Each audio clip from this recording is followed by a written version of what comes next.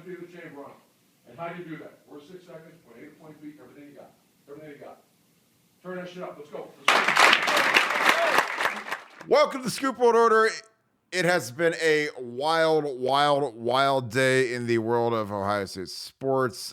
This has been among the craziest days I've ever experienced. We have a coordinator leaving for a head coaching job. Our best player has opted out of the playoffs. A lot of moving and shaking. The portal is actually going crazy right now. A lot of stuff to talk about. So we figured might as well go live, see what you guys are up to tonight. Before the Monday night game, we'll probably go for half hour to an hour, see how much interest there is, and see how much you guys have questions for us. So that being said, as always, when we are done, we will be on BuckeyeScoop.com all night.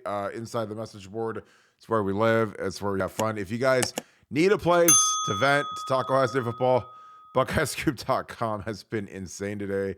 Huge traffic. It's been an absolutely monumental day. Appreciate you guys. Good, bad, ugly. We are always there for you guys to talk ball, talk about what's going on, all the latest. If you could, leave a like on this video. Also, fire those questions away in the comments. We're going to be answering questions, taking all questions. Comment down below. Who do you want to replace Kevin Wilson? I want to hear all the crazy names. Anyone you can come up with. Internal hire, big splash hire, anything. And what are your thoughts on Jackson Smith-Njigba opting out of the playoffs? That being said, Nevada, I don't even know where to start. How are you doing tonight, my man? I've got mixed emotions. The Jackson Smith-Njigba thing was a gut punch, and really, like I said, really have mixed emotions about it. I think I could argue either side with equal enthusiasm. On one part, I really do understand the decision making for him. I think he's looking at generational wealth, and he's got an agent in his ear that's saying you don't need to do anything. The last time that people have really seen you was the Rose Bowl. You flip that tape on, you run decently at the combine. They're going to draft you like Chris Olave and Garrett Wilson and Jameson Williams. You're going to be a top 10 pick in the draft. You're going to make an awful lot of money. Why risk it? Even if it's a 1% chance of re-injury or tear or not playing as well. So I understand that now as an Ohio State fan, it sucks, and it's terrible. And I probably have a little bit more of a global view on this. I wonder, is this kind of the beginning of more and more players opting out of the college football playoff? And will you see that happen? You had it a little bit during the COVID year when Jamar Chase opted out and sat out for an entire year. And players are looking at that and saying, "Boy, it didn't harm him at all." He went and got paid by the NFL. Is that the move? And are we going to see more and more of that? And so that's the part that troubles me. But yeah, it's been a crazy day, busy day around the message boards. God. But I think as you sit back and take a look at things, hey, as Ohio State fans, we're one of 4 teams that's still going. And there's 126 other teams that wish they were in our shoes. So we've got high-class problems for sure. Yeah, I totally agree. It's really an interesting dichotomy when you're talking about there's 4 teams that have something left to play for, and we're one of them. So it's really interesting to see.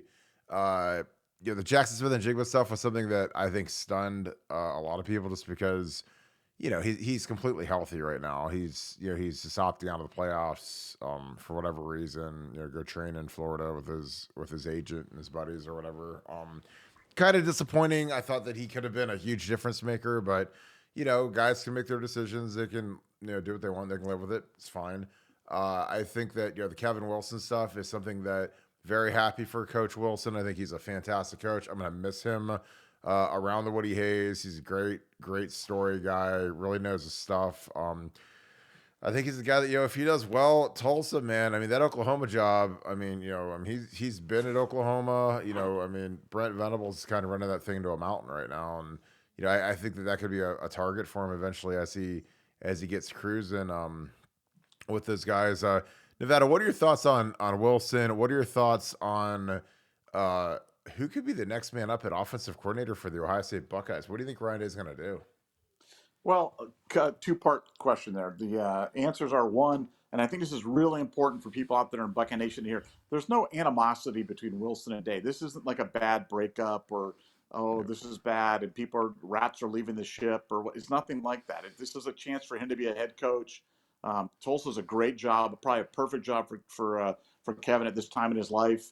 And they like that high octane offense, and Kevin can run that. I mean, he can put up a lot of points. We remember at Indiana, so I couldn't be happier for him.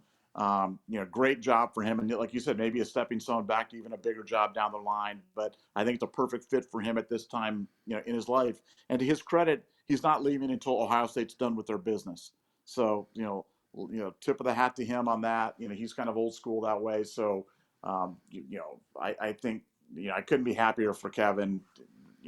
It's sad as an Ohio State fan, but it's a great move for him, and everybody should be happy for him. Secondly, what do I think they're going to do? I mean, I have been told, I've been told before this that Brian Hartline is in line for an OC title. Now the question is, will that title be a real OC title, or will that just be a honorary OC title? Do they go to Keenan Bailey and make him the wide receiver coach and make Brian the full-time offensive coordinator? I mean, that could happen. I don't, I really don't know. Right now, I'm just guessing, checking with sources. But at the end of this thing, when the dust all settles, Brian is going to have an offensive coordinator's title. It's just a question of, is that going to be a meaningful title, or is it going to be an honorary title? And I just don't know right now. But I am digging for that answer.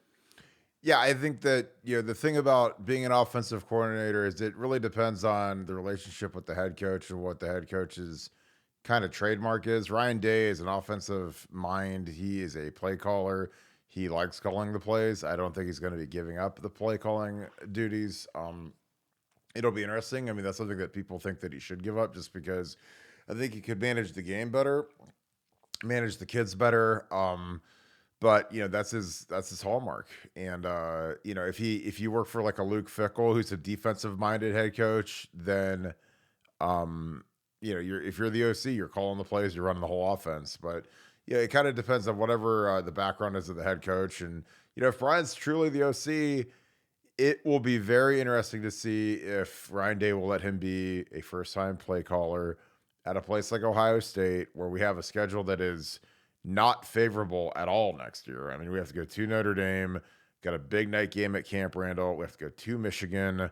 And Ohio State, if you've never called plays before, isn't really the best place in the world to learn on the job, in my opinion. So it'll be real interesting to see what Ryan does.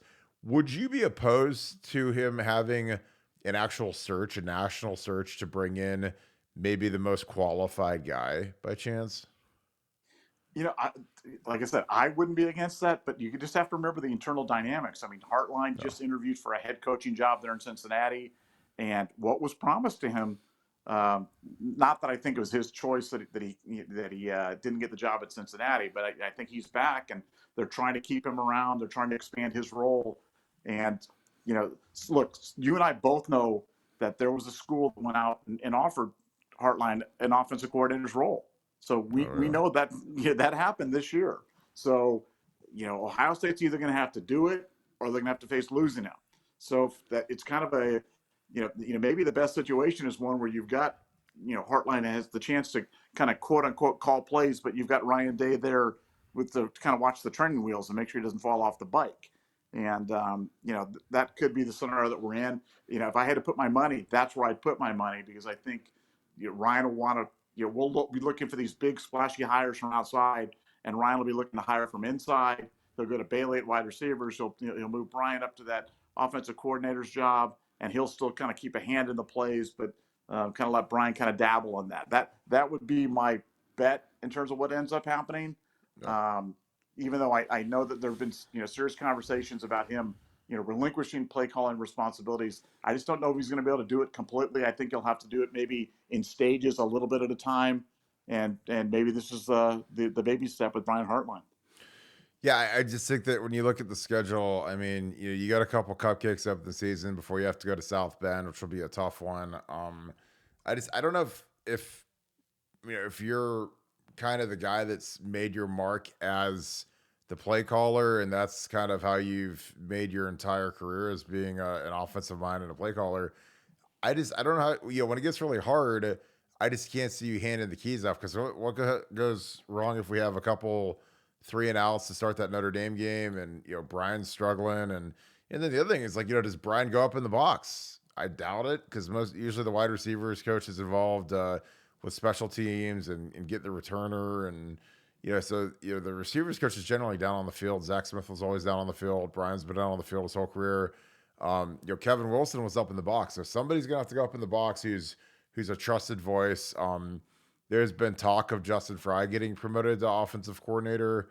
Uh, Again, I don't like having an offensive line coach who's an offensive coordinator because I think those are the two hardest jobs on the offensive side of the ball. Because if you're an offensive line coach, you have to coach 5 guys at once on every play.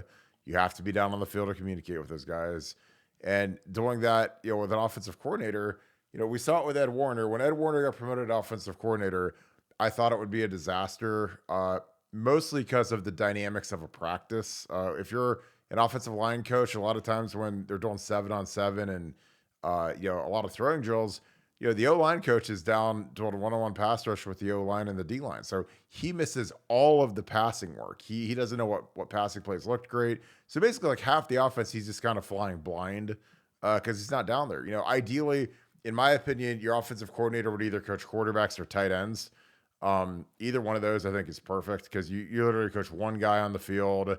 You're a part of everything. You're around the throw game. When you're an O-line coach, you're not around the throw game enough. And even with Jim Bowman, who did it for 10 years, like he had Darrell Hazel, who was kind of his lieutenant as a throw game guy, and he had Tress, and so the dynamics were not optimal. But that's my opinion. I think if we could get a big time O-line coach to come in and you move Justin to tight ends, I'd be much more for it because I think Justin's got a strong mind for calling the plays, but Ryan just brought him in as an O-line coach. So if you can go out and get a superstar O-line coach, then you can put Justin as a tight ends coach and have him call the whole thing. But otherwise, it's just a lot. I've seen it.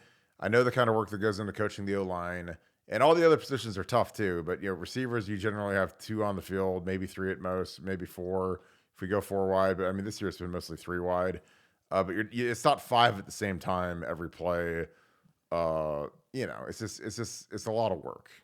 Yeah, but what has Justin done to even merit a conversation about a promotion to OC? Like, what has he done? Well, Like, I mean, he was the offensive coordinator at UCLA, so he's called plays before. I'm talking about here. What has he done here? Like, he hasn't recruited at a high level.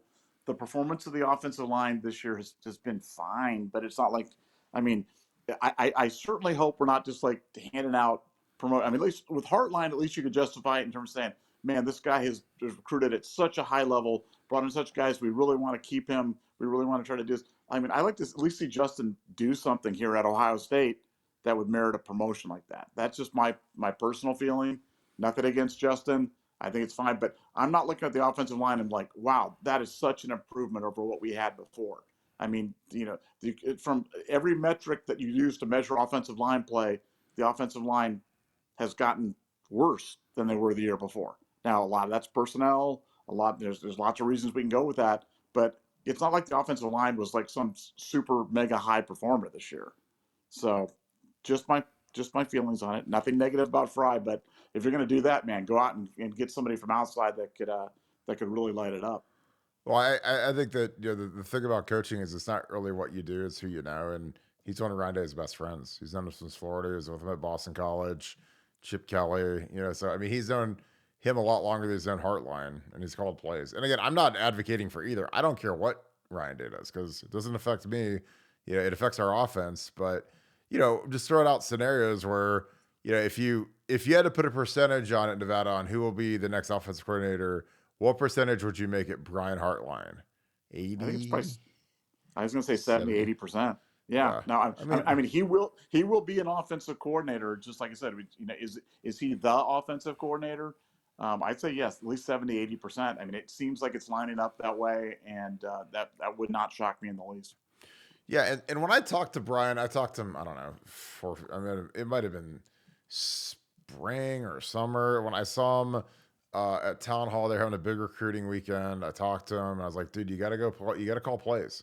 You got to go call plays somewhere. And he's like, well, Ryan calls plays. It's like, well, when you're going to be interviewed to be a head coach, they're going to ask you, have you called plays? And well, Urban never did. I was like, well, Urban's like 1 out of a million. Most of these guys, if you're an offensive or a defensive guy, you generally have to have some sort of, some sort of expertise running a defense, running an offense, and then you go from there in terms of running a program.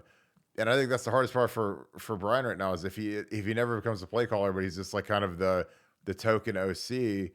I think he'll keep developing, but once you start calling plays and getting into a rhythm, that's when you get taken more seriously as a head coach or as a head coaching candidate because you literally have to sign your name to whatever the ranking is at the end of the year for that offense or however they performed in big games. You can say, hey, I called that game. I called the run game. I called the throw game. And, plus, honestly, I think it helps you learn, you learn the entire offense because when you're just the O-line coach or just the receivers coach, you really don't care about stuff that doesn't affect your guys. If it's an interior run game and you're a Brian Hartline, I'm sure that he's learning it, just because good head coaches force you to learn it. But, when I was coaching the O-line, I didn't give a crap about anything receivers did. All I cared about is, are my guys pass protecting correctly? Are they technique sound? I didn't have time to worry about if Corey Brown was running a correct release on a, versus a different leverage of, cover 2. And again, you only have so much time and so many resources at your disposal, and you got to make sure your guys are on point. You can't be out worrying about everyone else's position groups and then your guys are out there stinking it up. So it's going to be fascinating. Nevada, the portal opened up today. Some huge names: Keaton Slovis from Pitt, DJ Uiagalelei, a bunch of offensive linemen. Again from Bama, from Georgia, from Bama, from Texas A&M, a ton of kids. Did any of the names pique your interest? Well, I think again, I think a lot of us, a lot hit the Ohio State fan base today, and I think you just got to remember, today was portal opening day, so it seems like a lot, and it seems like, oh wow, this is all happening. Wilson's leaving, Jackson Smith-Njigba's opting out, and now we've got the portal. It just happened to all hit on the same day. So no, I don't think there were any huge surprises. I was a little surprised by the Wisconsin quarterback doing his thing, but we've talked about this before. I think for Ohio State, Ohio State's got to get ruthless in the portal. They've got to get ruthless, and they've got to go out and they've got to start finding best players available. I was asked a question earlier today, what position would I be recruiting for out of the portal? And I'd be like, all of them. I'd be looking for all of them. I think, if you have a chance to make yourself better, then you've got to go out and make yourself better. There is no reason for Ohio State to ever have a down season anymore. Not with 100% instantaneous free agency and transfer portal, and there's just no reason for it. So if you're short a couple of offensive linemen, or you need a developed wide receiver, or you need a veteran defensive lineman, go get them in the portal because they're there. Those guys are there. And I think Ohio State's, when they've gone, it's been really limited. They've had kind of a rifle approach of Jonah Jackson, Justin Fields, Trey Sermon. But those were years ago. Think about it. Look, when did Trey Sermon come in? Back in 19 or something like that, or 20? It's been a couple of years.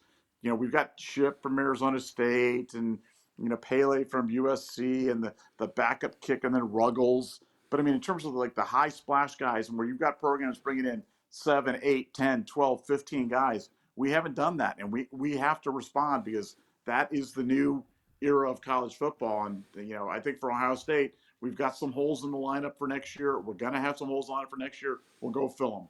There's guys out there in the portal.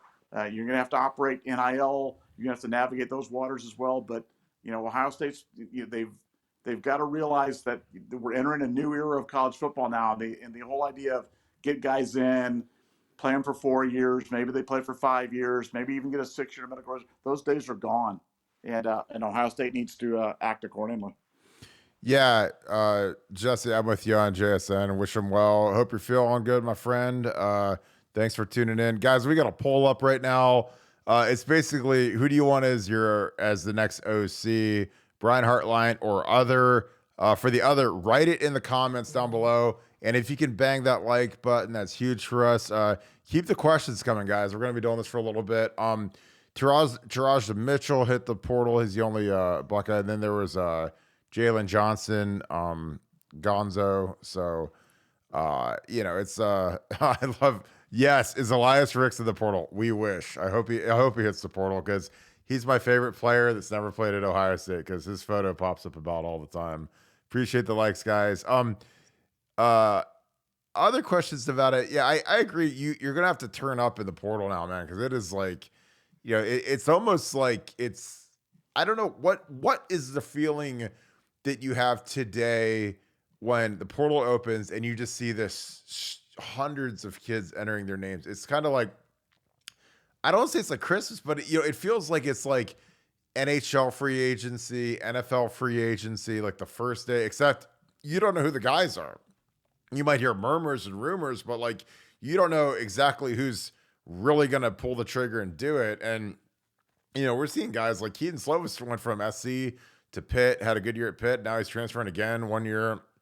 It's like these guys are trying to, they start off at the top at SC, go down to Pitt, and then he's trying to, like, I think one last jump to like a Bama or a Georgia or an SC or, or like I don't know, not him, obviously that's, he's already left there, but I don't know. It's just, what are your thoughts like when you wake up and, you don't know who's coming, who's going, you're hitting refresh all day because names keep entering the portal.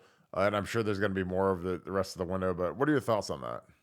Well, I just think, look, you identified kind of the issue. The issue is it's kind of overwhelming right now. And how does one really evaluate this many kids with, try to determine who's got a legitimate level of interest, one, secondly, who can actually play and help us, who's better than what we have on the roster, two, and three, how do we get them and recruit them to Ohio State? So, that's a huge job. Now, has Ohio State expended the necessary resources to do that? I mean, look, we all know Pantoni's good, and we sing his praises and whatever. But I mean, how many guys would you really need to evaluate all these kids and really give Ohio State? A dozen, 10. Oh, Yeah, I mean, like, you know what I'm saying? Yeah. Like you would need to have so many resources, and I don't think Ohio State has really, put the resources towards this in a meaningful way. I think that they're looking at this a little bit through the old lens of the way college football was run and operated for years and years and decades, but it's changed, man. And, when you see, we've talked about this ad nauseum, but when the day that USC could go out and get the reigning Biletnikoff winner from Pitt and have him transfer to USC, that's when you knew that college football was changed. And it's not the same college football anymore. It's not the same. And so I just think Ohio State has really got to take a step back and retool everything that they're doing, because there's great opportunities in this chaos. And the chaos in college football is definitely the transfer portal. And Ohio State's not, by any objective measure, we're not maximizing that right now. When we can name every transfer, you and I consider name every transfer that's ever come to Ohio State in like the past 5 years, because it's not that many, we're not doing it right. We're not getting enough guys. And I think that's got to change, and I'm hopeful that it will. Yeah. This is a great question. Alpha, our boy Alpha Buckeye. If Keenan Bailey goes to wide receivers, I can't see him going to wide receivers, and Heartline goes to OC, who coaches the tight ends. I think Keenan, he's a very, very valuable kid. He's been at the WHAC for like 10 years. I think he's been an intern, a GA, a QC. He's done about everything you can to climb his way up the ladder and stay in one place. Because generally, kids like Keenan usually get plucked. Like normally like a Kevin Wilson would take him with him and make him a running backs coach or a tight ends coach or something like that, give him a full-time job. But he's hung on with Ryan. I think Ryan's promised him something, probably in the event Kevin Wilson leaves, that he might promote him from within. Now, is that good, bad, whatever? He seems like a dynamic kid. I think he'd put him at tight ends just because that is kind of the entry-level spot for a coach on staff. You kind of put your energy guy there, your recruiting coordinator guy. If I'm giving Keenan his first job, I give him the easiest job, tight ends. And, because the thing about me is, like, with Brian, is he going to be really the OC, or is he going to be is he going to be the offense coordinator and still coach the wide receivers? Because, like, the thing that would make it a negative is if you take Brian away from the wide receivers, who's been really good, and then you have to, you have a little bit of a lack in, your wide receiver room. Because, these kids like Brandon Ennis, Carnell Tate, they're all coming to play for Brian. They're not coming to play for Keenan Bailey, as great as Keenan is. And maybe Keenan could prove me completely wrong, and he could be as proficient as Brian. But, Brian was, I've known Brian for forever and ever and ever. He's a great technical kid because he didn't have great ability. So he had to be a technician. He had to be a guy that did everything right. He had to be a guy that was tough as nails. And that, is something that you can see come through in his coaching. Because when he coaches guys that are more talented than him, like Marvin Harrison, like Jackson Smith-Njigba, like Garrett Wilson, like Chris Olave, then, he adds his technical polish to their natural ability, and these guys turn into top 10 picks. So I don't know why you'd want to move him out of that room, especially with Ennis and Tate coming in and some of these super freak kids we have coming. But I also, like we promoted Corey Dennis from within, which I get. Corey's a dear friend, great player, great kid, great guy, known him for a long time. But obviously that, it helps that Urban's your father-in-law, so you kind of hook him up there because, it's Ryan, helping Urban. Urban handed him the whistle, made him the head coach. There wasn't a search, kind of handed him the whole program over. So, Ryan did him a solid and he promoted his son-in-law, which again, that's fine. That's coaching. That's life. I mean, it's no different than giving someone's son-in-law or someone's son a good job at your company. It's the same difference. But I just worry about, are we getting enough? We bring in Justin from UCLA, so you get that influx of new ideas. But when you have an opportunity, because the OC at Ohio State's a $2 million job, $1.5-2 million job. If you promote Keenan, who's probably going to make 300-ish, maybe 350, 400 at tight end, instead of going out and making a splash and getting in a guy that could bring some fresh ideas to the table,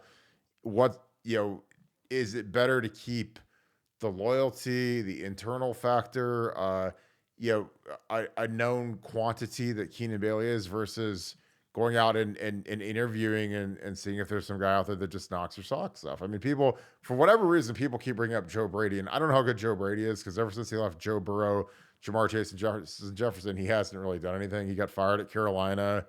He's kind of a man without a country right now. And, I always worry about these guys. It's like Ed Ogeron. When he had Joe Burrow, he was fantastic, won a national title. And then when Joe Burrow left, he was fired. So, I don't know. I love, this is a good one. Justin Flo is a guy that I would really be interested in. He hasn't really produced at Oregon at all, but he's a super, super talented guy, a long guy. Him and Dea McCullough, if we would lose Tommy and Steele to the draft, that would be about as good of a 1-2 as you could ever get. What do you think about Dea McCullough, Nevada? He was a longtime Buckeye commit, big time guy. He entered the portal from Indiana. It sounds like it's us in Notre Dame. What are your thoughts on him? I mean, I just don't. I think people have talked about him coming to Ohio State, and I think that family's going to stick together. I think he's going to end up elsewhere. That's what I've always thought. Now, I reserve the right to change my mind with different information, but I don't see him part of Ohio State going forward. And until I hear something radically different on that one, I think that's a non-starter. But how this goes. These situations are fluid. He could call up tomorrow, say I really want to do this, and then we'll be singing a different tune tomorrow evening. So stay tuned. Yeah, Dasan, thanks Vigilant for correcting me on that. I agree because if you go with your dad to Indiana, why would you not go with your dad to Notre Dame? That's like that jumps 50 levels. It's like he picked the Hoosiers over the Buckeyes to go with his dad, and it'll be interesting to see what Toby Wilson does. If he goes with his dad to Tulsa. I have no inside information on that. I'm just speculating because, frankly, if my dad got a job and I was a kid and Toby Wilson's one of the best kids on the roster. He's a great kid, walk on, produces, played a lot his freshman year when we had some guys that weren't ready to go. But if he goes with his dad, he could start there. And I'm a big believer in family. If you could overlap your time playing with time you spend with your dad, and I don't know what Toby's aspirations are after football, but if he wants to be a coach, he could just be a GA for his dad right after that. So, and again, I don't know. I always speculate because it's neat with the portal. Just because some of these dads that are lifelong coaches and they move around every 2, 3, 4, 5, 6 years or whatever, if their sons commit somewhere with them, then come with them. We saw it with Deion and Shedeur Sanders, the quarterback of Jackson State, is going to follow him to Colorado, which again, I like that. And people might say that that's cheesy or corny or no loyalty, but if you can go follow your dad, and your mom and your family, like I think that I would do that. I would prefer that. Oh God, here. I yeah, I don't know, Jesse. That's a good one. Jesse said, I'd love to see CJ run more, but after seeing Justin Fields have his rib cage obliterated multiple times, I can see why he doesn't. See, Nevada, you and I, we're on the same kind of plane when it comes to what goes on with the thought of running, and honestly, it's just running and being smart about it, not taking the big hits, sliding, running out of bounds. Talk a little bit about that. And I think, if CJ really wants to make a huge difference against Georgia, I think him running and taking the free yardage is something he's just going to have to do. But I want your thoughts on that, Nevada.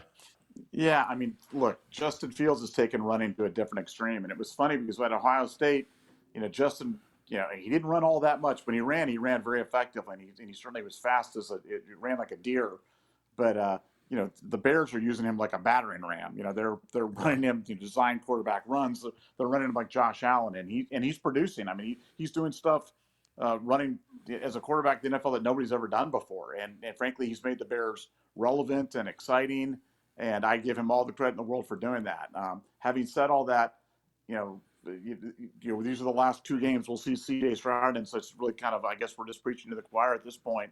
But we don't need CJ to do that. He doesn't need to be the focal point of the offense or the tip of the spear when it comes to running. He just has to be opportunistic, and he has to present a viable threat. We saw one of the last touchdowns, either the second to the last or the last touchdown by Michigan, where Lathan Ransom came in and hesitated for a second when McCarthy had the ball, and it was just because McCarthy had been running enough to keep him honest during that game. And I think that's all that we want CJ to do. And we talked about what can the offense. I mean, let's talk for a second about the JSN impact on the offense for this year, not for what he did last year or whatever. He's caught 2 passes this year, so JSN hasn't been part of our offense this year. Let's just be honest. He hasn't been part of our offense. He's been hurt. He would have been a shot of adrenaline, a lightning bolt. He would have changed a lot had we got him back, but we don't have him back. So now let's talk about, well, since we don't have Jackson Smith-Njigba back, what other things could we do to activate the Ohio State offense and take it to another level? And I would submit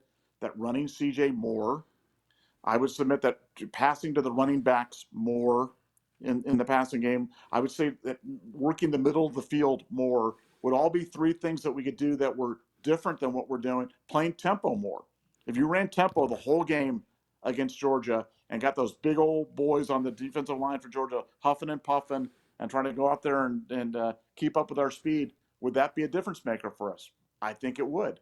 So I think for Ohio State, again, the Jackson Smith-Njigba thing sucks, and we all hate that he left and whatever. It's there, but like I said, he hasn't.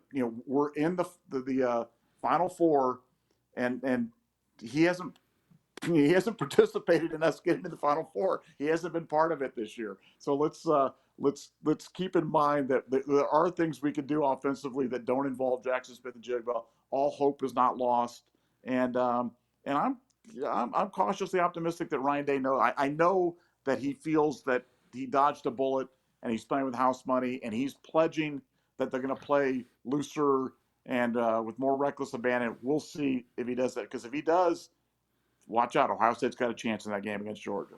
Yeah, and guys, guys and ladies, please keep firing away with questions. We're adding them in. This is a great one from Buck. Appreciate you guys tuning in tonight. Thank you guys. Again, we're always on BuckeyeScoop.com. Oh, it feels like it's 24 hours a day. We've had a long day on the scoop today. It's been a blast.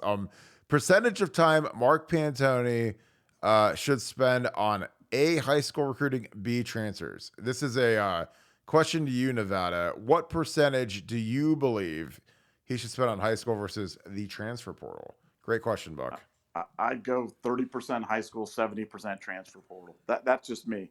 I mean, I for me, the transfer portal, high school is about projection.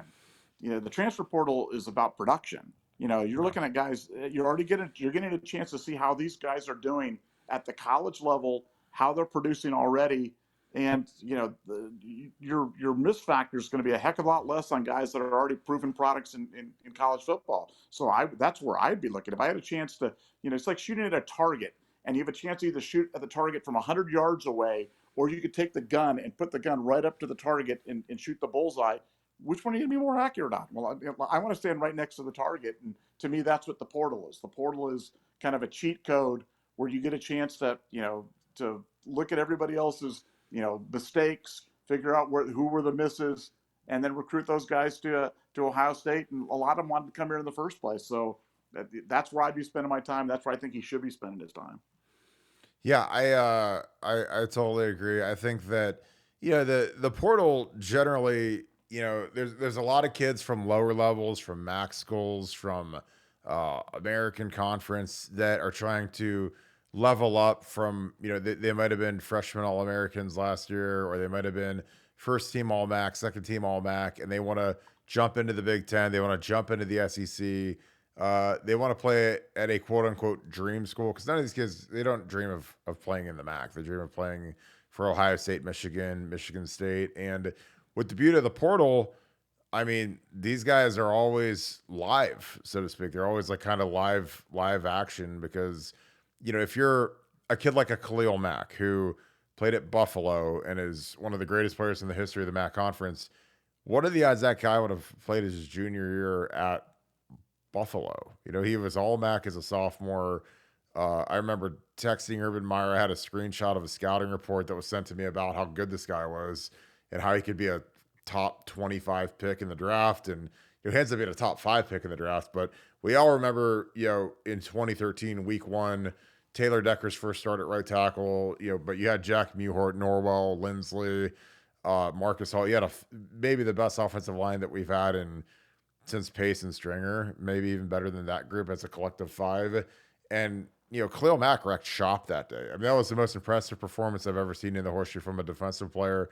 And, if you look back at the portal as a thing back then, that he's probably playing at Alabama or Florida or Georgia or SC or Ohio State or Michigan or somewhere else, because guys like that, now they hit the portal because, it's a lot like Deion Sanders leaving Jackson State and going to Colorado. Like, I mean, it was a great story. He's at an HBCU, but Jackson State has no money. They didn't even have water for most of the season because there was a water shortage in Jackson, Mississippi. So these guys are showering with bottles of water, and so like why fight that fight when you don't have to? You can go to Boulder, Colorado, make $4 million a year, beautiful facilities, beautiful campus, have little things like water and infrastructure and things that matter. And that's kind of like, if you're one of these kids, like if you're at a smaller school, a MAC school, a D3 school, you don't have the facilities and the infrastructure that Ohio State has, or Bama has, or Georgia has, or I mean, you see these cathedral buildings that have amenities like float tanks and the deluxe cold tubs and cryotherapy, and they track every movement, and they have bigger medical teams, and it's they have. I mean, it's really down to a science. You travel better. You're in these jumbo jets traveling instead of these little rinky-dink charters. And again, I know that doesn't seem like a big deal, but if I could pick one or the other, I'd rather be first class all the way than kind of floating through on a shoestring budget. So, but yeah, I think that getting aggressive in the portal is something that's going to have to happen. And the flip of that is you have to churn the bottom of your roster. So there's a lot of these guys that, hey, these are 1-year scholarships, and you're a nice kid, but if you're not playing by year 3, I mean, what are we talking about? You probably got to go somewhere where you can try and get on the field, and it'll be a mutual parting of ways, and let's get some fresh blood in here. Let me see. We've got a ton of questions in here. Dude, I appreciate you guys so much. Oh god, this is this is great. Nevada, what are your thoughts on on the Ryan Day bubble screen? Jesse says every time she sees it, she dies a little bit inside, and she's like, "I don't have much left in me." And I was like, "Well, I don't think you're alone on that one, Jesse. That is a great one." What are your thoughts on that, Nevada? Well, again, you got to. He views that as kind of an extension of the running game. It's like a long handoff out there to the wide receivers out there, and he loves that play, and that is one of his favorite plays. The problem is, it's not a bad play when your wide receivers are good at blocking, but our guys aren't great blockers on the outside. And so when you consider a play that's a little predictable with guys that aren't great blockers, like because you see teams that run that, like the Packers, they run a lot of bubble screens. They run that when you've got Alan Lazard out there, guys that are like willing blockers and really good at it. It's totally different when you're running guys like this year. We don't have guys that are particularly proficient at it, so I think we all die a little inside when we run those. Yeah, I think that we've got a lot of leisurely blockers out on the edge. I'll call them that.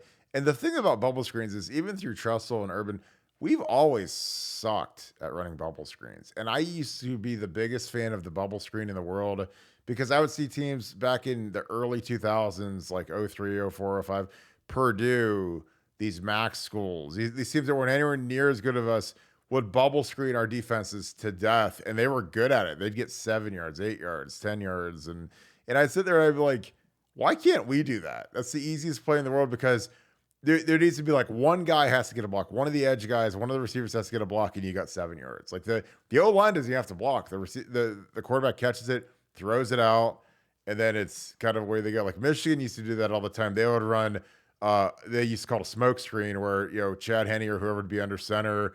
He'd look out. If it's off man coverage, he'd just throw it out to Braylon or whoever, Mario Manningham, and they just have a one-on-one, and see if one of them could get 10 yards if it was a loaded box. So I agree. I wish we were better at it because bubble screens can be the most miserable thing in the world to defend. But if you don't block and you're not physical, then it's pretty easy. All right.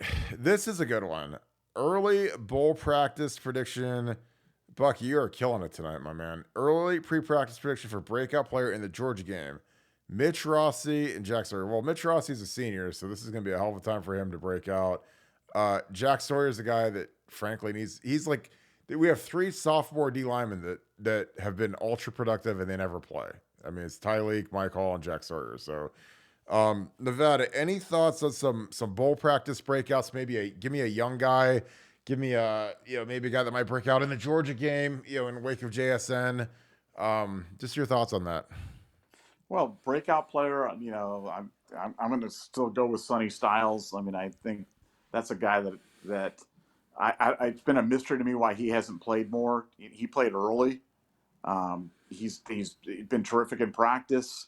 He's a guy that I think that, he's got that big time, ability. He reminds me of Roger Harper. As kind of a blast for the past for some of the people that think back on big safeties at Ohio State. And I just think he'd be pretty imposing roaming the defensive backfield there. He's still kind of one of my young breakout guys. I'm still predicting great things for him, and I think he's going to pop here during bowl prep. Offensively, it's one of those things where I think Ohio State to win this game is going to have to do some things differently, and I think that's going to involve. We've talked about, working to the middle of the field, and I think that's going to involve, the tight ends more. So I think it's not really a breakout guy or not a surprise guy, but I think it's going to be the reemergence of Cade Stover and Cade Stover at the tight end, hitting the tight end opportunistically against that Georgia. Georgia's really struggled against the tight end this year, and I think Cade could play a big part in the offensive game plan for Ohio State, and he should play a big part if Ohio State's going to have some success on offense. This is a great question, Nevada. Need to try out some of these younger receivers. What is going on with these young receivers? We had updates about them during fall camp, and I think they all went dormant. It's like they all just disappeared like cicadas. Anything on any of these guys, Nevada? This has been probably the quietest group of freshman receivers I can remember. Because like last year, this time, we're getting ready for Marvin Harrison and Emeka Ibuka to have the greatest Rose Bowl performances of all time. This year, it's like Kojo and Caleb Burton. It's like you haven't even heard their names. What are your thoughts on that crew? And should we go after a big time receiver in the portal? Well, I mean, again, you've got guys coming in the recruiting class, but in terms of intel on the young guys. There just hasn't been much to report. And even in the fall, we didn't, like if you go back through the fall reports, like it's not like we were like every other day saying how this guy is really flashing. I mean, it was really, really those freshman receivers. And I kind of wrote that off to, well, we've got Marvin and we've got Emeka and we've got Julian and we've got Jackson. So maybe they're just not, getting their run. But there's just not much to report. Nobody's really distanced themselves. Nobody's really separated themselves from the pack. Nobody's really had that breakout practice, but we're going to keep on it and we're going to keep listening and we're going to keep asking the questions and watching the practices and see what we can. But as of right now, it's like a four-way tie, for last, where they're all, they're all running. Nobody's separated from as of yet. Yeah, it's like Donkey Kong at the very end of Mario Kart, coming in like 12th place or whatever, dead last. This is another great question. Don Schaefer, appreciate you guys tuning in tonight. Nevada, are the boosters starting to push back on the NIL issues with the lack of commitment from players jumping into the portal after getting paid big money? If not, when do you think they will? Well, look, I think long term that can be an issue, but I think short term. I mean, Ohio State's really kind of in the top of the first inning in terms of NIL, and most of these guys are these NIL deals are not terribly sophisticated, so it's not like they're for return on investment. They're just looking to get players there, and really the only guy that's really been an NIL disappointment as of yet has been Jackson Smith-Njigba. So I think I think it's too early to say that there's really been any serious discontent. Do I think that's a potential long-term issue with NIL? Look, I think there's all sorts of issues with NIL. I think there's the locker room dynamics. I think there's influence of boosters on the program. When the guys come in and want an explanation why the guy that they bought for $5 million to come to Ohio State isn't playing or isn't playing more. Like I said, the locker room dynamics can't be emphasized enough. And now with the opt-outs, I think it's going to be something. But is it something now? No, nobody's really kind of raised that issue yet. But I certainly see that as a potential storm down the road. Yeah, it's crazy. Another great question. How do we get to the quarterback? It seems like we get good pressure, but we hardly ever get a sack. That is something that is absolutely perplexing to me because, Jim Knowles led the nation with 57 sacks at Oklahoma State last year. This year, we were in like the mid 30s, which is stunningly low given, we have JT, we have Zach Harrison, two guys that made first team All Big Ten, Jack Sawyer, Ty Leak, Mike Hall. I mean, you've got some serious pass rushers. Nevada, what are your thoughts on that? Boy, I wish I had a better answer for that. I think, what I can say is, what is Ohio State trying to do about it now? I can speak to that more authoritatively than to why it happened this year, because I would have bet anything. If you asked me to set an over/under on sacks, I would have said 50, and I would have bet the over. 33 would have just been impossibly off the radar for me. I would have never dreamed that could ever happen at Ohio State with this group. I think what Ohio State's trying to do right now is they're trying to work on overloading sides. I think what they're seeing is that when they're in kind of a stand-up and they're running 3-man or running 4-man rush, that they're getting locked up. They're not able to get home. And I think that what they're trying to do is they're trying to overload sides where they're trying to kind of equate numbers. They're trying to get 3 guys on one side, trying to line those up against 3 blockers or sometimes against 2. And I think you'll see more and more of that. I think you'll see guys coming from one side, the other side dropping into coverage. Kind of these swing blitzes, as it were. But I think Ohio State's going to try to do some different things against Georgia because they realize it's an issue. I mean, one of the first things about solving a problem is you got to realize that you have a problem. And I think the OSU defense realizes they have a problem getting to the quarterback, and Knowles is trying to dial some things up to change that. Yeah, I think that the lack of production from some of these guys is kind of alarming. The fact that Jack and Mike Hall led the team in sacks with 4.5, and they played 15 and 13 plays versus Michigan, and other guys were up in the 40s, 50s, 60s. It's interesting to say the least. I think that some of these guys got to cut it loose. I think some of these guys are playing too many snaps. I think JT's playing too many snaps. He was kind of getting thrown all around versus Michigan for as great as he was against Penn State. I think he got worn down versus the Wolverines O-line. I think they should have put Jack in a little bit more. I think you just got to rotate some of these guys because some of these guys, they're not big guys. They're 260, 265-ish, and they wear down throughout the course of the game. When you're running the ball. Like the thing about Michigan that I love and I love about their culture is, they had 10 rushing yards at halftime and they didn't go away from the run. They didn't quit.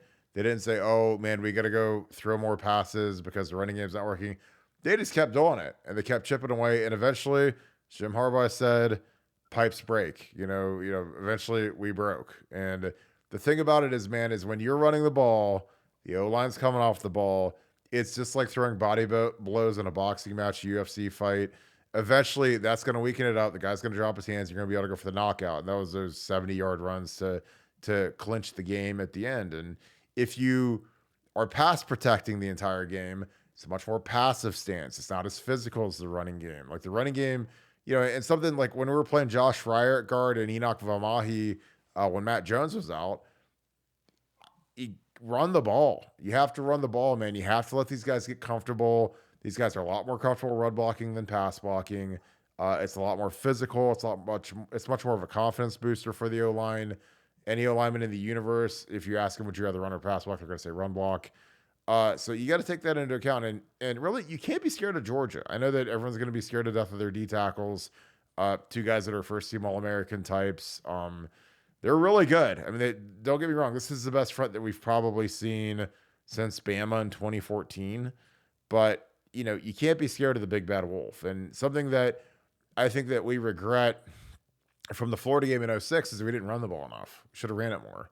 Because when we ran it, we had a lot of success. Like when we played LSU, what did we start off doing? We ran the ball. We ran all over them. We outgained them in the game because we ran the ball. And those guys had the number 3 overall pick in the draft and the number 5 overall pick in the draft on their D line. So they had 2 big time guys, but we just ran it at them because that's kind of the great equalizer where, if you see a team that's as good as that LSU team was in 07 and this Georgia team is this year, teams get scared and they don't want to run because they think they can't run. But, I think you can surprise a little bit if you come out and just run the ball, and especially with the read option. And if CJ, you throw an RPO on there, you give it that little triple option look, make it hard to defend. Don't just make it drop back, get CJ killed, get the Georgia Dome electrified or the Mercedes-Benz Dome electrified because we're dropping back and CJ gets smacked a bunch of times. I think you got to try to take the crowd out of it. That's running the ball.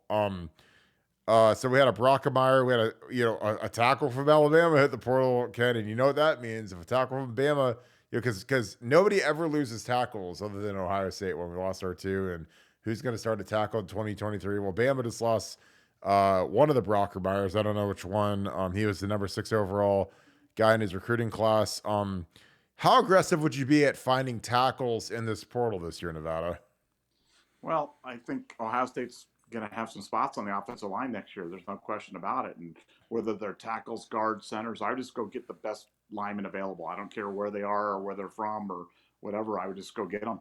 And, you find a place. It's kind of like 2 years ago when we had guards playing tackle or tackles playing guards or whatever. I can't remember whatever that was all about. But we had 5 really good guys on the offensive line. I think that's what we need to find for next year because – we're going to be missing some guys. You're going to be missing DeJuan. You're going to be missing PJ. You might be missing Luke. So if you can go find guys, and I guarantee you, if you're not settled on your offensive line guys, you can find guys in the portal that are an improvement. There are guys in the offensive line that are there, that are available, and that you can go get and land and improve your offensive line right now. So whether it be tackle, guard, center, I'd be looking for best man available, and I'd be signing them up, the day as soon as we're done. Yeah, I agree. And there's always guys from lower levels trying to jump up. There's guys from MAC schools that can help us.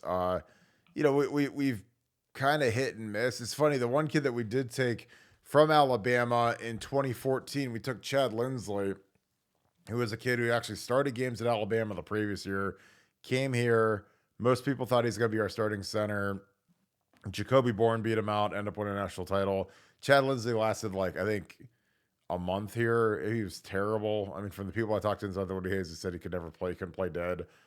He just kind of quit the team after being there for a month. So, and that's a big bad Alabama guy coming here. He was playing for Saban and started for Saban, and he couldn't last in Urban's culture. Be interesting to see. Jonah Jackson was a slam dunk. He's a Pro Bowler for the Lions. I think that we could be replacing Luke Whippler too. So I mean, you got 2 tackles and a center wide open. spots are open. So for some of these guys that are hungry, it's gonna be one of those times. Chip trade. I'm staying at running back Nevada. That's another question we just got. I think it really depends on what goes on with mine and what goes on with Trey. I would say, I don't think he came here to play running back. I know he didn't come here to play running back. He was a running back at Arizona State, which is, isn't Tarleton State or one of those great schools that TCU beat in their run up to the number 3 spot. But I digress. I know he came here, to play linebacker. It depends on if the linebacker spots are open. My guess would be he'd move back to linebacker, but I like him a lot at running back. I think he can do some really good things, but I think he came here to play linebacker, and I think that's probably where he's got to go back to. This is a good question. CJ going to play under center a bit more. It helps the run. I can see it. It's funny. The thing about Ryan Day is I think he's such an NFL guy that he loves going under center. He loves using multiple tight ends. Under Urban and Tom Herman and Tim Beck and Ed Warner, when they were the coordinators, you just didn't see that. Even with Kevin Wilson, it was always shotgun, very, very, very little under center. If it was under center, it was usually like an explode package or some sort of gimmicky thing. We did that in 12 where we had we call it a sugar huddle, which is where you huddle like 4 yards from the ball, run right to the ball, stop on the first down, throw it. We did that against I want to say it was like UAB. We did that before we were getting ready to play Michigan State, put it on film so Michigan State would have to study it. But yeah, Ryan, he loves under center. I think that he's trying to go back to the olden days of the NFL because there's some teams that still do that, and he wants people to see CJ taking an under center snap on film. But it'll be interesting to see if they do some of that in the Georgia Dome or if they just stay in gun. Again, it just kind of is what it is. Nevada, you have any thoughts on under center versus gun when it comes to getting ready for the Georgia Bulldogs? Well, I think the key is the offense is going to look different. Day's capable of dialing up some good game plans. The 2020 game against Clemson was one of the best called, executed, and just offensive. It was a virtuoso performance by Ryan Day that day. And do I think he can dial something up similar for Georgia game? I do, and I think it's going to involve all those things. I think it's going to involve some subterfuge. I think it's going to involve changes in tempo. I think it's going to involve moving guys around, changing what we're doing offensively. And I think you can do some interesting things when you get CJ under center, and I think that does change the looks for Georgia. And so it wouldn't shock me at all to see that. This is a good one. Asked on the board a minute or two ago, but is it true that Ryan Day helped Utah game plan for USC? I'll take this one. Well, Justin Fry was at UCLA for numerous years with Chip Kelly. Ryan Day and Chip Kelly, that's a mentor and a mentee relationship, best friends. Obviously for Chip Kelly recruiting Los Angeles, it's better when USC loses. So it's not a lot of dots to connect on there. It's not 6 degrees of separation. It's about 1 degree. Ryan Day's mentor is Chip Kelly. Chip Kelly wants USC to lose. Chip Kelly knows USC like the back of his hand. So getting that to Kyle Whittingham in Utah really isn't that big of a stretch. I imagine Chip Kelly is recruiting against USC a million times more than Utah. So, when your rival loses, it's kind of like us. Like if Michigan loses to TCU, that's good for us from a Big Ten perspective, a recruiting perspective. So yeah, of course Ryan helped Utah out. Nevada, you got anything else on that? I mean, that's a pretty easy one. Well, plus the obvious thing of a USC loss puts us in the playoffs. So exactly. Anything he can do. Anything he could do, and there's few people that Urban are closer with than Whittingham. Urban and Kyle are very close, and so yes, that absolutely, you know that happened. You can expect that happened, and that absolutely did happen. And boy, it turned out well. And I again thank you, Utah, for giving us a great game, an entertaining game, and I think they're going to give Penn State everything they want in the Rose Bowl. Man, I'm telling you, I'm not betting against Utah in the Rose Bowl. That's for sure.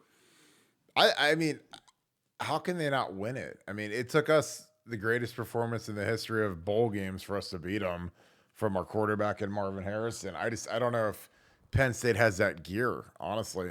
And Utah, like they're probably the easiest program in the nation to root for, just because it's just like, I don't know. They do things the right way. They're tough as nails. That quarterback is a guy that he'll have no NFL future, but he's just a tough ass kid. People love him. You know, it's like if he was quarterback for Ohio State, he'd be, you know, a folk hero. I don't know. Like, I mean, I think it's just, you know, Kyle Whittingham, he won a lot of respect from Buckeye Nation last year because he took his 2 and 3 star guys up against us last year in the Rose Bowl. And you were there, and I mean, Nevada at halftime. How were you feeling at halftime of that game last year when you were at the Rose Bowl? Oh, I like I said, you know, you never want to give up hope when you're an Ohio State fan, but it felt it felt like they owned the stadium, they owned the crowd, they owned the energy, and they were the better team that day. And it took a superhuman effort from Jackson Smith-Njigba and C.J. Stroud to pull that one out for us, and Marvin Harrison. The good news for this year is, you know, 2 of those 3 guys are back for us. And, you know, as you mentioned about Penn State, I don't think they have any Supermen on that side. So, yeah, I've my early betting bowl prognostication is bet Utah and bet them heavily. I think they're going to roll. Yeah, and Neil asked, does it feel like 2007? I mean, to me, there's similarities and there's differences. You know, obviously, you know, we crapped the bed playing Illinois at home senior day, kind of like, you know, we just did against Michigan. It wasn't as dramatic of a thumping, and then the next week we actually went up and beat Michigan. But, you know, we thought our dream was dead, and then, you know, we had all these magical upsets happen where, you know, it put us back actually up to number 1. And then we had to go down to Louisiana and play the LSU Tigers, which was, you know, they were the number 1 team in the nation for basically, you know, 85% of the season. They lost to Kentucky. They lost to, I forget who else, Arkansas. But, you know, that was down in Louisiana. We had to play the Tigers. And frankly, you know, we made too many mistakes. Like, you know, I don't want to say we didn't play hard, because we played hard. We showed up. It wasn't like a Florida game performance where, you know, we got no-showed. But for me, I just, the thing I regret about the game is we had 5 personal fouls. We did things like we roughed the punter. We dropped a touchdown pass. We had a field goal block, you know. And in a game like that, the margin for error is so small, you just can't do it. I mean, and if you do it, you know, we didn't deserve to win that game. And I can say that as a guy that was a captain. It was my last game ever playing at Ohio State. And, you know, we played hard, but we also played dumb, you know, so you can play really, really hard, but if you're not locked in and you do a bunch of silly things like we did, like, you don't deserve to win. This is part of the game. And, you know, but we showed up, you know, we outgained them. We ran the ball on them.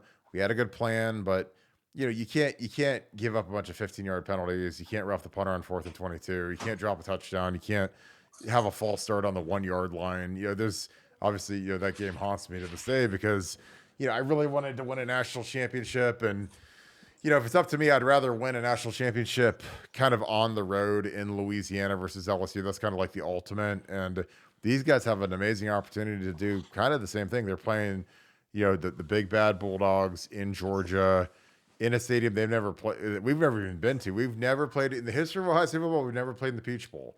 And now we're playing the Georgia Bulldogs in a stadium that, frankly, they play in every year because it hosts the SEC championship and it hosts the Peach Bowl. It's kind of their home base. So, you know, what an opportunity for these guys. And I just hope that they realize what it is because, you know, these things don't come around ever again. Once you're done, it's done. Like, there's no, hey, let's go. You know, I don't know what that old movie is that you were talking about where they go back and play the high school football game, but that shit doesn't happen in real life. Like, once it's done, like, you know, you got to hand your shoulder pads in and someone else gets them and you're on to the next. So great question though, because it does feel like 07. Keep cruising through here. What's the name? What was it? What's the name of that movie, Nevada? It's the best of times. The best Great of times. If anybody gets a chance, if they have a little bit of time and you want to see a great movie that maybe you haven't seen in a while or you've never seen before, the best of times. The Robin Williams and Kurt Russell are absolutely magnificent in the movie. The greatest football movie in my opinion, the greatest football movie ever made. I love the movie on so many different levels, and I hope some other people get some enjoyment out of watching that this evening. Jesse, that's hilarious. You say every Ohio State player needs to eat Chick-fil-A, consume the enemy. Well, I think that'd be like eating a dog. So you might have to eat like some Korean food or something. I don't know. But like Chick-fil-A is, I mean, I love Chick-fil-A, so that's easy for me.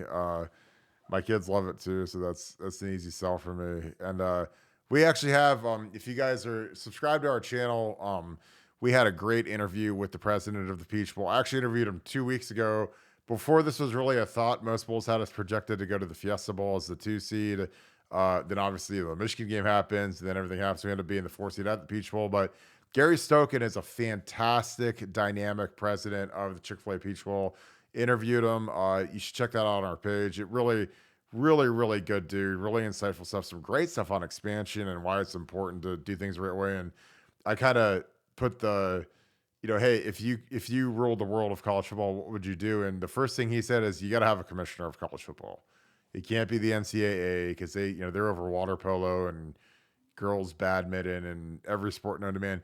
You need a commissioner just like the NFL that regulates basically the top 45 teams or so, just like the NFL, like we've talked about. And Nevada, what do you think something like that would do for the sport of college football if you had a unifying commissioner that was kind of the overseer of the entire mega conferences that are about to spawn? Well, I mean, in theory, that's what you have with the NCAA, but the reality is the NCAA is toothless, has been ineffective. I mean, the first thing you need to have is you need to have some sort of governance. You need to have governance. You need to have rules that everybody plays by, and that everybody. I mean, in the NFL, like it or not, they have rules. They have rules about scheduling. They have rules about tampering. They have rules about contracts and salary caps, and all these things that are designed to kind of promote equity between the teams so that the best managed and best operated teams can win. That's what the college football is crying out for right now. And, NIL is just the latest example of kind of the hypocrisy of the NCAA in terms of dealing with these college athletes. And I think it's been to the detriment of college football. So, yeah, strong leadership, a singular voice, a Jim Delaney to kind of oversee all of college football. That's what we need.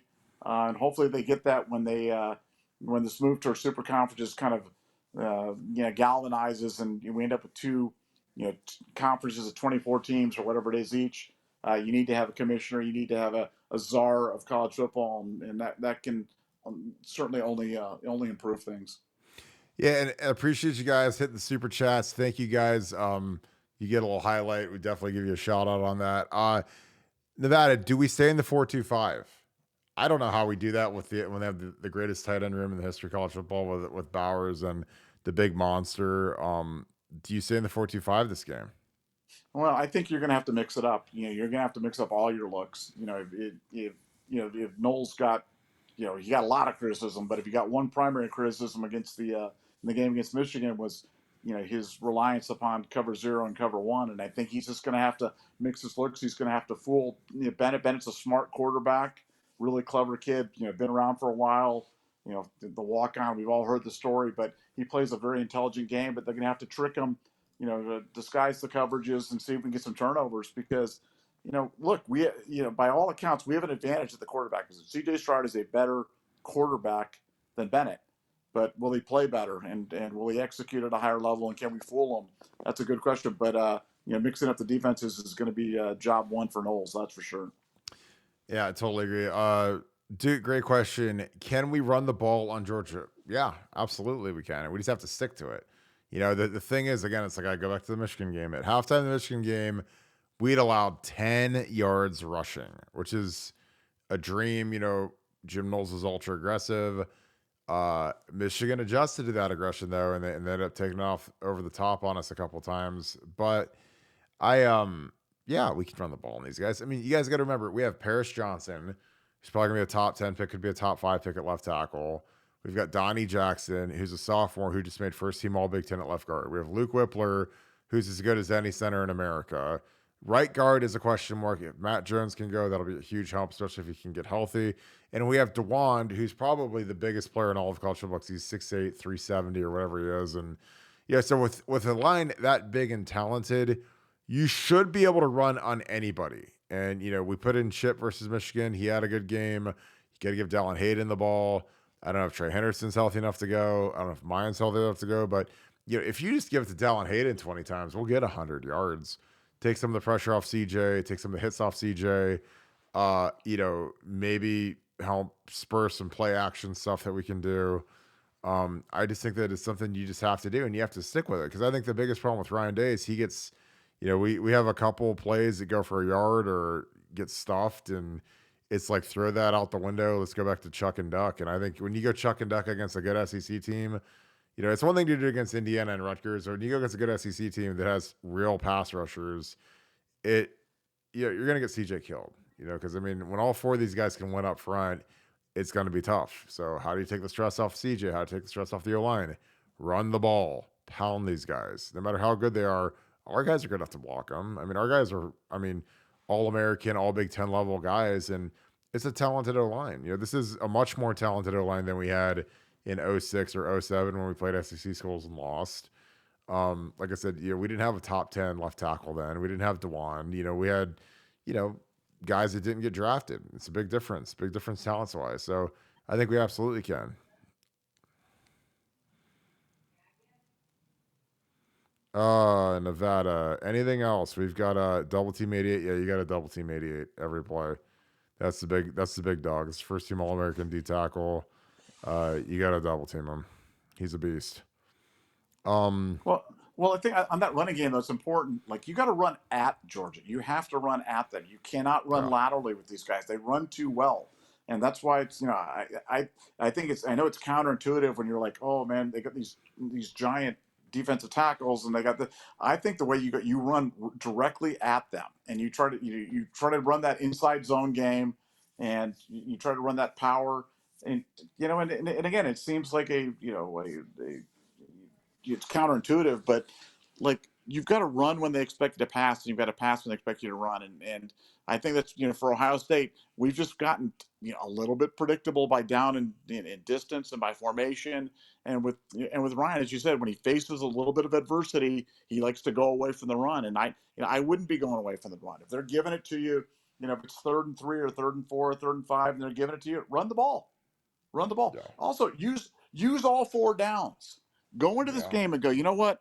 We're going to use all 4 downs to get 10 yards against Georgia. We're not punting today. We're not punting. We're going to use all 4 downs, and that changes the way you call the game because you're using all 4 plays to get there. I just think that would be a way that you pull an upset against a team like Georgia. You tell your team that you're playing fast and loose. You show that you're playing fast and loose. And I think it changes the way you call the game, and I think it changes the things that you can do because you got 3rd and 3 or 3rd and 4. You can run it twice, and you're pretty sure you're going to get 3 or 4 yards. And use all 4 downs. That would be, if I had one piece of advice to give to Ryan in this game, that's what I'd say to him. I'd be like, Ryan, go into this game, tell Jesse, take the night off. We're not punting today. We're going to go for it all the time, and let the chips fall where they may. Yeah, and I think that you carry 10 to 15 plays where you don't have to block the front. That's something that Urban was really good about when you saw these monster fronts is run some, get some nakeds in there, some bootlegs, some sprint outs, like stuff where you move the pocket. Like, don't let CJ just sit there like it's a shooting gallery and get, the crap beat out of him because that could easily happen. Like we saw, like I literally have the Oregon film on right now and we saw what they did versus those guys. And Oregon's plan, it started off all right, but, the game just got away from them quick because Oregon's defense couldn't hang with the Georgia offense. But, these guys their guys up front are the best guys that we've seen since probably the 14 Alabama guys. They're not as good as they were last year, but, their interior guy's the best guy we've seen since Hutchinson last year. He's probably a top 5 pick. So, you guys we gotta have a plan for these guys, man, because these guys, you don't see guys like this in the Big Ten. Any other questions? We're gonna wrap this thing up. We appreciate you guys so much. If you enjoyed this, click that like button. Appreciate you guys as always. Click the subscribe button as well. We are on BuckeyeScoop.com constantly. If you are the biggest Ohio State fans that and you need someone to talk football with, that is the spot. Because, man, we had a massive day on Buckeye Scoop. It was a nonstop day. The refresh button got worn out. So if you love talking football, talking Ohio State football, talking, sports, we have an amazing community, some really prolific people, some really high-end people, some of the biggest people. You wouldn't believe some of the people subscribe to this that are higher ups at Ohio State, but it's a fantastic community. I think you guys will really enjoy it. Any final thoughts, Nevada? We've been going for about 75 minutes, and guess what? We're going to do it again tomorrow. So if you guys enjoyed this, let's call it 7 o'clock tomorrow. We're going to rock tomorrow for another hour. So it's going to be appointment television for you guys. We'll have a lot more portal stuff, a lot more stuff on Kevin Wilson, a lot more stuff on some of the early trajectory of bowl practice. These guys are in finals until the 15th. So after that, they'll have a couple workouts now, but right now the finals kind of eat up their time. But after that, it is full steam ahead. Bowl practice updates, big time stuff. Nevada, any closing thoughts on this? No, just we're having an awful lot of fun on BuckeyeScoop.com, and if anybody wants to join, come join us because it's a great place to hang out. It's a great way to just spend the time. I know I love college football. I love nothing more than talking about college football and pro football and UFC and basketball and the Browns and the Bengals and everybody else in between. So if you love talking sports, join us at BuckeyeScoop.com. And again, thank you guys so much for joining us tonight. We'll see you guys tomorrow night. And Peace Florida asked me what is the best burger in Columbus. And of all the great questions that we've had tonight, that's easily my favorite one. I gotta go Thurman's. Gotta go Thurminator. It's a classic. It's a little armpit down in German Village. They actually have some Son of Thurman's up in Delaware. I can't imagine somewhere better than Thurman's. I would love for people to send me their suggestions because that's something I would do the tour de force on and go figure out what's the best burger in Columbus. I always have these strange thoughts of like, I should go around and just figure out what is the best one and just rank them because right now Thurman's is at the top. But if you guys have different comments, put them down in the comments of this video. Again, we appreciate you guys. We've had a great time. Thank you guys. Again, tomorrow, 7 o'clock, we will have Bill Greene with us as well. Get your recruiting questions ready. He had a huge column up on the site today. There's going to be a lot more stuff coming tomorrow. So appreciate you guys. I hope you guys have a great night. We will see you on BuckeyeScoop.com. If you're not a member, it is a hell of a Christmas gift. It's something that you literally will get more use out of than anything you could ever buy yourself. So we'd love to see you guys on there. So thank you guys so much. We appreciate you guys. Hope you guys have a great rest of your night. Gonna wrap this thing up. Little promo here. But BuckeyeScoop.com, guys. I'm about to head to the boards. Break down some of this Georgia film. Get some of my write-ups going. And I hope you guys have a good night. Thank you so much, Buckeye Nation. Thank you so much, Scoop family. Appreciate you guys. And we will see you guys tomorrow with Nevada and Bill the Bank Greene. So have a good one.